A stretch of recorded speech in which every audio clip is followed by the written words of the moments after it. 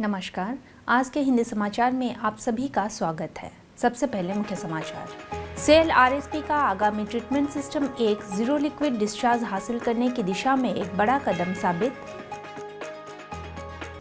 वित्त विभाग में व्यावसायिक विकास के लिए प्रयास का दूसरा सत्र आयोजित।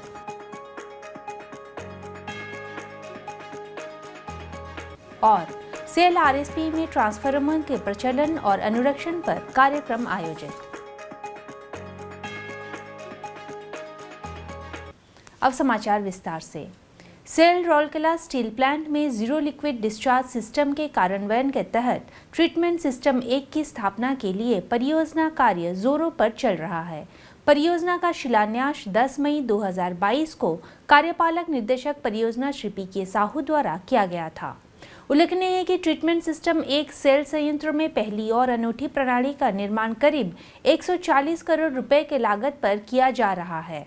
वर्तमान आरएसपी से उत्पन्न अपशिष्ट जल को लेगुन नामक एक पॉलिशिंग इकाई में निपटान किया जा रहा है और बाद में उपचारित जल को ब्राह्मणी नदी में छोड़ दिया जाता है। संयंत्र के भीतर अपशिष्ट जल का उपचार और पुनः उपयोग करके सिस्टम इस्पात उत्पादन के लिए आवश्यक ताजे पानी की मात्रा को भी काफी कम कर देगा, जिससे जल संसाधनों का संरक्षण होगा और अपशिष्ट जल निर्वहन के पर्यावरणीय प्रभाव को कम किया जा सकेगा। इसके अलावा ये जल उपचार रसायनों और जल उपचार से जुड़ी ऊर्जा खपत की आवश्यकता को कम करके संयंत्र की समग्र दक्षता में सुधार के अलावा पानी के उपयोग और निर्वहन से संबंधित पर्यावरणीय नियमों का भी पालन करेगा। जीरो लिक्विड डिस्चार्ज के कार्यान्वयन के बाद कोई भी अपशिष्ट जल नदी में नहीं छोड़ा जाएगा और अपचारित पानी को आरएसपी के जल ग्रिड बनाने के लिए फिर से परिचालित किया जाएगा।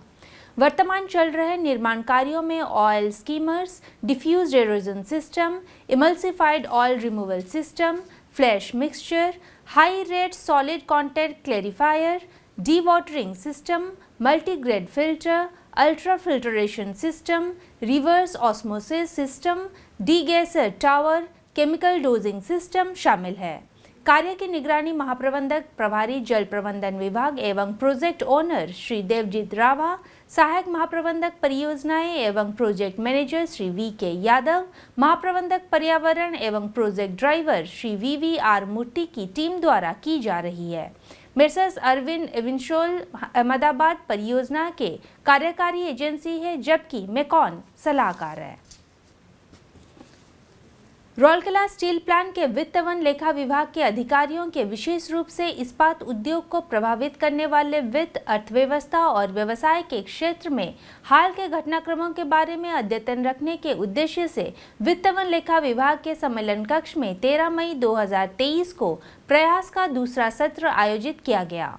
मुख्य महाप्रबंधक प्रभारी वित्त एवं लेखा श्री ए.के. बेहुरिया ने सत्र की अध्यक्षता की, जबकि मुख्य महाप्रबंधक वित्त एवं लेखा श्री एस.के. नायक, महाप्रबंधक वित्त एवं लेखा श्री ए.के. साहू और विभाग के कई अन्य वरिष्ठ अधिकारी कार्यक्रम में शामिल थे।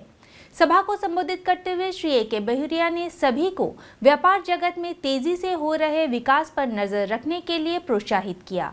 इस तथ्य पर जोर देते हुए कि प्रयास प्रगति लाता है, यानी प्रयास विकास की ओर ले जाता है, श्री बेहुरिया ने कहा कि कंपनी के समग्र उद्देश्य को प्राप्त करने के लिए एक मजबूत और सुसंगत टीम बनाने में पेशेवर विकास महत्वपूर्ण है। तकनीकी सत्र में प्रबंधक वित्त एवं लेखा श्री तनुज कुमार साहू ने गैर वैक्सिंग वित्तीय कंपनियां विषय पर चर्चा की, जिसमें उन्होंने एनबीएफसी भारत में इसकी पंजीकरण प्रक्रिया, भारत में प्रचलित व्यवसाय मॉडल और वर्ष 2018 में भारत में एनबीएफसी संकट के पीछे के कारणों के बारे में बताया। कार्यक्रम का संचालन श्री पी विजयन, महाप्रबंधक वित्त एवं लेखा ने किया।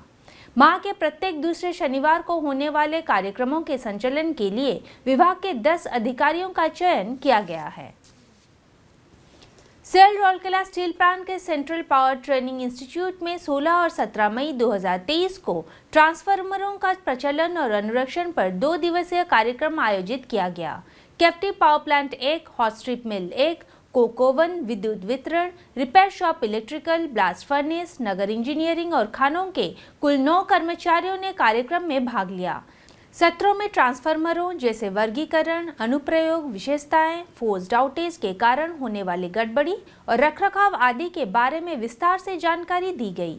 प्रतिभागियों को ट्रांसफार्मर तेल परीक्षण और घुलित गैस विश्लेषण और ओवरकरंट अर्थ फॉल्ट, डिफरेंशियल बुकहोज आदि से ट्रांसफार्मर की सुरक्षा के तरीके भी समझाए गए।